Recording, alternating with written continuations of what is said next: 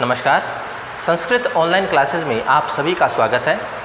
पिछली क्लास में हमने प्रत्यय प्रकरण के अंतर्गत त्वतु प्रत्यय को लेकर के हमने चर्चा की थी और उनके उदाहरणों को हमने देखा था। आज हमारा अगला जो प्रत्यय है क्षत्रिय प्रत्यय, उसको लेकर के हम चर्चा करेंगे। तो आइए शुरू करते हैं। क्षत्रिय प्रत्यय, तो देखिए क्षत्रिय प्रत्यय जो होता है उसका सूत्र क्या होता है। सबसे पहले कि किस सूत्र की सहायता से क्षत्रिय प्रत्यय जो है उसका प्रयोग होता है। तो सूत्र है लट है क्षत्रि शान चाव प्रथमा समानाधि करणे।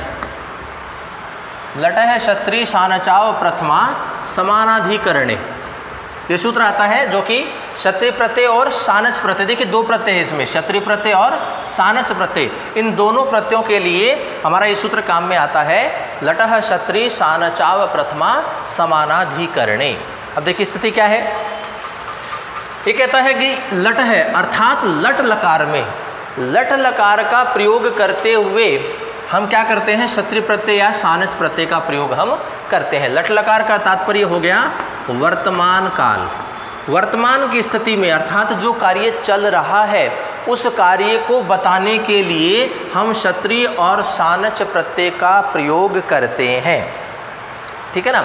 तो ये स्थिति है लट है अर्थात लट लकार में अर्थात वर्तमान काल की स्थिति को बताने के लिए हम क्षत्रिय और सानच प्रत्यय का प्रयोग करते हैं। पहले हम बात करेंगे क्षत्रिय प्रत्यय की कि क्षत्रिय प्रत्यय की स्थिति क्या होती है, उसके नियम किस प्रकार से होते हैं। तो वर्तमान काल में देखिए अभी पहले हमने पढ़ा था तय और त्वतु, ये जो दो प्रत्यय होते हैं ये दोनों प्रत्यय किस रूप में होते हैं, किसके लिए होते हैं, भूतकाल के लिए होते हैं। अर्थात भूतकाल का अर्थ प्रकट करना हो अर्थात कार्य की समाप्ति का हमें बताना हो तो हम तय या त्वतु इन दो प्रत्ययों का प्रयोग हम करते हैं। और जब स्थिति वर्तमान काल की आती है तो वर्तमान काल की स्थिति होने पर हम क्षत्रिय और सानच इन दो प्रत्ययों का प्रयोग हम करते हैं। तो वर्तमान काल के प्रत्यय कौन कौन से हैं, क्षत्रिय प्रत्यय और सानच प्रत्यय दो है।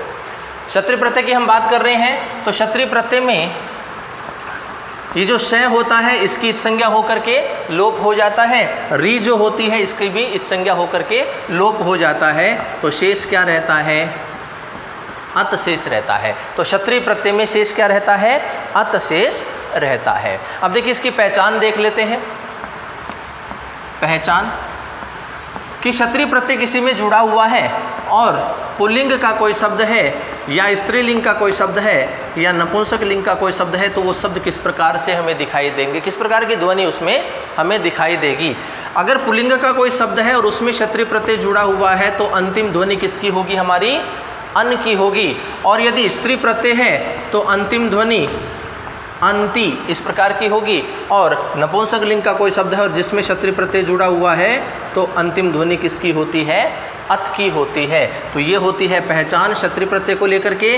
कोई शब्द जो हो उसका अंतिम ध्वनि यदि अन के रूप में आ रही है जिसमें न हलंत है, ठीक है ना, तो वहाँ कौन सा प्रत्यय हो सकता है, क्षत्रिय प्रत्यय हो सकता है। या स्त्रीलिंग का कोई शब्द है जिसमें हमारा क्षत्रिय प्रत्यय जुड़ा हुआ है तो अंतिम ध्वनि कैसी होगी, अंति की होगी। और नपुंसक लिंग का कोई शब्द है और जिसमें क्षत्रिय प्रत्यय जुड़ा हुआ है तो उस शब्द की अंतिम ध्वनि कैसी होगी, अत की ध्वनि होती है। श की यहाँ इत्संज्ञा होती है तो इसलिए शित कहा जाता है, क्योंकि हमने पहले वाले जो दो हमारे प्रत्यय थे तो उन दोनों में हमने कै की इत्संज्ञा की थी तो वो क्या कहलाए थे, कित कहलाए थे। और यहाँ पर किसकी इत्संज्ञा हो रही है, श की इत्संज्ञा हो रही है तो ये प्रत्यय क्या कहलाते हैं, शित कहलाते हैं। क्या कहलाते हैं, शित कहलाते हैं। दूसरी स्थिति ये है कि जब हम क्षत्रिय प्रत्यय का प्रयोग करते हुए जो धातु हम लेते हैं काम में तो हम उस धातु का जो अन्य रूप होता है उसको लेकर के हम शब्द का निर्माण करते हैं। ठीक है ना। जैसे गम धातु होती है तो इससे संबंधित दूसरी धातु का जो इसका रूप होता है वो किस रूप में चलता है, गच्छ के रूप में चलता है। तो हम जब शब्द का निर्माण करेंगे तो इस गच्छ शब्द को हम मान करके ही चलेंगे। ठीक है ना। तो गम धातु होती है और यदि उसमें क्षत्रिय प्रत्यय जुड़ा है तो हम गम के स्थान पर किसको लेकर के चलेंगे, गच्छ को लेकर के चलेंगे, उसमें हम क्षत्रिय प्रत्यय को जोड़ते हैं। तो क्षत्रिय और सानच प्रत्यय के लिए क्या स्थिति होती है कि जिस धातु को हम प्रयोग करते हैं उसके दूसरे रूप को लेकर के ही हम क्या करते हैं, शब्द का निर्माण करते हैं। फिर बात आती है कि क्षत्रिय प्रत्यय जो होता है ये परस्मयी पदी धातुओं के रूप में होती है, अर्थात उन धातुओं में यह प्रयुक्त किया जाता है। परस्मयी पदी धातु जो होती है, जो हम सामान्य रूप से पढ़ते हैं, पठती, लिखती, हंसती, वदती, ये जो धातुएं हैं ये किस प्रकार की है? परस्मय पदी है, क्योंकि धातु दो प्रकार की है, परस्मय पदी और आत्मनेपदी पदी होती है। तो ये जो क्षत्रिय प्रत्यय होता है, इस क्षत्रिय प्रत्यय का प्रयोग किस में होता है? परस्मय पदी धातुओं के योग में, अर्थात उनके साथ ही होता है। तो ये स्थिति है क्षत्रिय प्रत्यय की। एक बार देखिए, पुनः इसको सारूप में देखते हैं। क्षत्रिय प्रत्यय जो होता है इसका सूत्र होता है लटः क्षत्रिय शानचाव प्रथमा समानाधिकरणे। फिर कहता है कि क्षत्रिय प्रत्यय जो होता है वो कहाँ होता है? लट लकार में होता है, अर्थात वर्तमान काल की स्थिति को बताने के लिए, अर्थात कोई कार्य चल रहा है उस कार्य को दर्शाने के लिए, बताने के लिए हम क्षत्रिय प्रत्यय का प्रयोग करते हैं। क्षत्रिय प्रत्यय में शय की और री की संज्ञा होकर के उनका लोप हो जाता है, तो शेष क्या रहता है? अत शेष रहता है। शय की संज्ञा होने के कारण ये क्या कहलाता है? शित कहलाता है। ठीक है ना। पहचान क्या होती है? अगर पुल्लिंग का कोई शब्द होगा जिसमें क्षत्रिय प्रत्यय जुड़ा है तो अंतिम ध्वनि अन की होगी। स्त्रीलिंग का कोई शब्द है जिसमें क्षत्रिय प्रत्यय जुड़ा है तो अंतिम ध्वनि अंति की होगी। और क्षत्रिय प्रत्यय जुड़ा हुआ है, नपुंसक लिंग का कोई शब्द बनाना हो तो अंतिम ध्वनि हम क्या करेंगे? अत की लेकर के आएंगे। और हम जब धातु जो हमारे सामने होगी जिसमें हम जब क्षत्रिय प्रत्यय का प्रयोग करेंगे उसमें जोड़ेंगे तो हम उस धातु के अन्य रूप को लेकर के ही क्या करेंगे? शब्द का निर्माण करेंगे। ठीक है ना। तो ये कुछ सामान्य से नियम है। अब हम इस प्रत्यय को उदाहरणों के द्वारा स्पष्ट करते हैं कि क्षत्रिय प्रत्यय जुड़ने के पश्चात धातु में किस प्रकार से परिवर्तन होता है और उनके शब्दों का निर्माण जो है वो किस प्रकार से होता है। तो देखिए, बनाते हैं। गम धातु है, क्षत्रिय प्रत्यय है। क्षत्रिय प्रत्यय की स्थिति क्या है कि इसमें क्या शेष रहता है? अत शेष रहता है। क्षत्रिय प्रत्यय में शेष क्या रहता है? अत रहता है। और हम इसको क्या बनाएंगे? पुल्लिंग में बनाएंगे। इन शब्दों को किस रूप में बनाएंगे? पुल्लिंग में। तीनों ही रूपों में बना सकते हैं, लेकिन परीक्षा में जो है वो पुल्लिंग के रूप में ज़्यादा पूछा जाता है। तो यहाँ अत के स्थान पर जब पुल्लिंग में बनाएंगे तो अंतिम ध्वनि कैसी कर देंगे? अन की ध्वनि कर देंगे। तो यहाँ अत के स्थान पर क्या लिख दिया? अन लिख दिया। और स्थिति क्या बन गई हमारी? गम प्लस अन। गम का अर्थ क्या होता है? जाना। धातु, मूल धातु क्या है? गम धातु है। इसका रूप किस में चलता है? गच के रूप में चलता है। किसके रूप में चलता है? गच के रूप में चलता है। तो हम यहाँ स्थिति बना देंगे गम गच प्लस अन। अब हम क्या कर देंगे? इनका वर्ण सम्मेलन कर देंगे। तो देखिए स्थिति क्या होगी? गय च ऐसा कैसा? छः आधा है, आगे ए स्वर है, आकर के मिलेगा। छः क्या हो जाएगा? पूरा हो जाएगा। आगे क्या बचा हुआ है? न बचा हुआ है। तो देखिए, गम धातु में क्षत्रिय प्रत्यय यदि हम जोड़ते हैं तो शब्द क्या बनता है? गच्छन बनता है। और उदाहरण देखिए, घ्रा धातु है, क्षत्रिय प्रत्यय है। घ्रा धातु क्षत्रिय प्रत्यय। क्षत्रिय प्रत्यय की स्थिति क्या है? यहाँ अत शेष रहता है, तो स्थिति बन गई घ्रा प्लस अत। पुल्लिंग के रूप में बनाएंगे तो ये हो जाएगा अन। तो स्थिति बन गई घ्रा प्लस अन। घ्रा का अर्थ होता है सूंघना। तो यहाँ ये जो घ्रा धातु है इसका रूप किस रूप में चलता है? जिग्र के रूप में चलता है। किसके रूप में चलता है? जिग्र के रूप में चलता है। तो स्थिति बन जाएगी जिग्र प्लस अन। अब हम इनका क्या कर देंगे? वर्ण सम्मेलन कर देंगे और ये क्या बन जाता है? जिग्रन। क्योंकि देखिए ग्रह आधा है और ए आगे स्वर है, आकर के मिलेगा तो ग्रह पूरा हो जाएगा। तो ये शब्द बनता है हमारा जिग्रन। तो घ्रा धातु में क्षत्रिय प्रत्यय यदि हम जोड़ते हैं तो शब्द बनता है जिग्रन। और उदाहरण देखिए, पा धातु है, क्षत्रिय प्रत्यय है। तो देखिए क्या बनेगा? क्षत्रिय प्रत्यय की स्थिति क्या रहेगी? अत की रहेगी। पा धातु है और अत की स्थिति बन गई। पुल्लिंग में बनाएंगे तो अत के स्थान पर क्या लिख दिया? अन लिख दिया। स्थिति बन गई पा प्लस अन। तो पा धातु है, पीने अर्थ में होता है। इसका रूप किस में चलता है? पिब में चलता है। तो स्थिति क्या बन जाएगी? पिब प्लस अन। ये स्थिति हो गई। अब हम इनका वर्ण सम्मेलन कर देंगे। तो देखिए बै आधा है, ए आगे स्वर है, आकर के मिलेगा। ये शब्द बन जाता है पिबन। तो पा धातु में क्षत्रिय प्रत्यय जोड़ेंगे तो क्या बन जाएगा? पिबन बन जाएगा। और देखिए, स्था धातु है, क्षत्रिय प्रत्यय है। तो देखिए क्षत्रिय प्रत्यय में क्या शेष रहा? अत शेष रहा। तो स्थिति बन गई स्था प्लस अत। पुल्लिंग के रूप में बनाएंगे तो अन के स्थान पर क्या लिख दिया? अन लिख दिया। स्थिति बन गई स्था प्लस अन। अब देखिए स्था धातु जो होती है इसका रूप किसके रूप में चलता है? तिष्ठ के रूप में चलता है। स्था का मतलब बैठना, ठहरना, तो तिष्ठ का अर्थ हो गया। तो यहाँ स्थिति बन गई तिष्ठ प्लस अन। अब हम इनका वर्ण सम्मेलन कर देंगे। वर्ण सम्मेलन करेंगे तो क्या शब्द बन जाएगा? तिष्ठन। इस प्रकार से ये शब्द हमारा बनता है।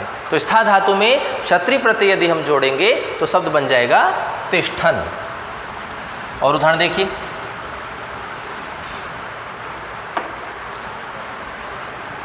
पठ धातु है, क्षत्रिय प्रत्यय है, तो देखिए क्षत्रिय प्रत्यय की स्थिति क्या बनेगी? क्या शेष रहेगा इसमें? अत शेष रहता है। पुल्लिंग के रूप में बनाएंगे तो अत के स्थान पर क्या कर दिया? अन कर दिया। स्थिति क्या बन गई? पठ प्लस अन। अब देखिए सीधा ही वर्ण सम्मेलन हो जाएगा। पठ धातु जो है वो पठ के रूप में चलती है, तो यहाँ ठ आधा है, आगे ऐश्वर है, आकर के मिलेगा तो ठ पूरा हो जाएगा। आगे क्या बचा हुआ है? न। तो क्या बन गया? पठन बन गया। और देखिए दा धातु है, क्षत्रिय प्रत्यय है, तो देखिए क्षत्रिय प्रत्यय में क्या शेष रहा? अत शेष रहा। स्थिति बन गई दा प्लस अत। पुल्लिंग के रूप में बनाएंगे तो अत के स्थान पर क्या कर दिया? अन कर दिया। स्थिति बन गई दा प्लस अन। दा धातु का मतलब होता है देना। एक यक्ष धातु होती है जिसका रूप चलता है, तो वो उसका अर्थ क्या है? देना। तो इसकी स्थिति क्या बन गई? यक्ष प्लस अन। अब हम इनका क्या कर देंगे? वर्ण सम्मेलन कर देंगे तो ये शब्द क्या बन जाता है? यच्छन। तो दा धातु में क्षत्रिय प्रत्यय यदि हम जोड़ते हैं तो शब्द क्या बन जाता है? यच्छन शब्द बनता है। और उदाहरण देखिए,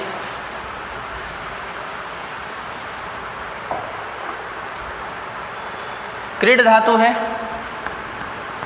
क्षत्रिय प्रत्यय है। उदाहरण मैं एक साथ लिख देता हूं कुछ। खाद धातु है, क्षत्रिय प्रत्यय है। पत धातु है, क्षत्रिय प्रत्यय है। भज धातु है, क्षत्रिय प्रत्यय। वद धातु, क्षत्रिय प्रत्यय। वह धातु, क्षत्रिय प्रत्यय। धाव धातु, क्षत्रिय प्रत्यय। मिल धातु, क्षत्रिय प्रत्यय। हस धातु, क्षत्रिय प्रत्यय। नम धातु, क्षत्रिय प्रत्यय। चल धातु, क्षत्रिय प्रत्यय।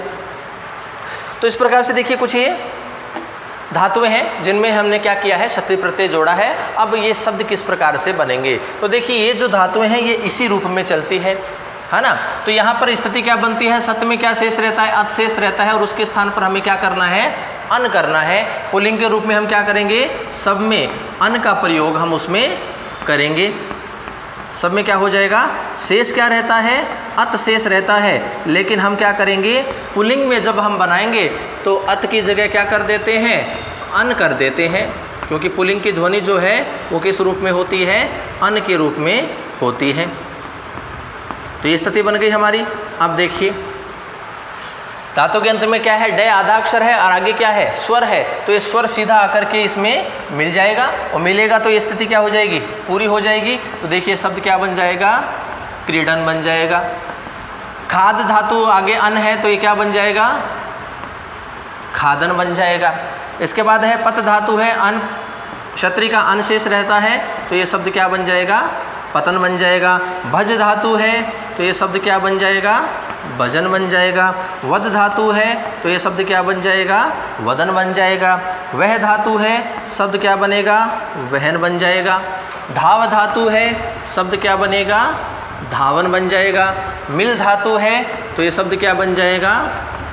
मिलन बन जाएगा। हस धातु है, शब्द बनेगा हमारा हसन। नम धातु है, शब्द बन जाएगा नमन। और चल धातु है, शब्द बन जाएगा चलन। तो इस प्रकार से ये जो धातुएं हैं उनमें क्षत्रिय प्रत्यय का जो अत शेष रहता है पुल्लिंग में बनाएंगे तो अन के ध्वनि लेकर के आएंगे तो अन लिख देंगे। नपुंसक लिंग में बनाएंगे तो अत ही रखेंगे और स्त्रीलिंग में बनाएंगे तो अंति। इस प्रकार से हम उसमें जोड़ देते हैं। तो इस प्रकार से अनेक और भी उदाहरण हो सकते हैं क्षत्रिय प्रत्यय को लेकर के। तो इस प्रकार के जो हमारे शब्द हैं वो उनका निर्माण हम करते हैं। तो इस प्रकार से आज हमने क्षत्रिय प्रत्यय को लेकर के चर्चा की है। अगली क्लास में हम सानच प्रत्यय को लेकर के चर्चा करेंगे और उनके जो उदाहरण हैं उनको भी लेकर के हम चर्चा करेंगे, उनको सिद्ध हम करेंगे। तो आज की क्लास में इतना ही, धन्यवाद।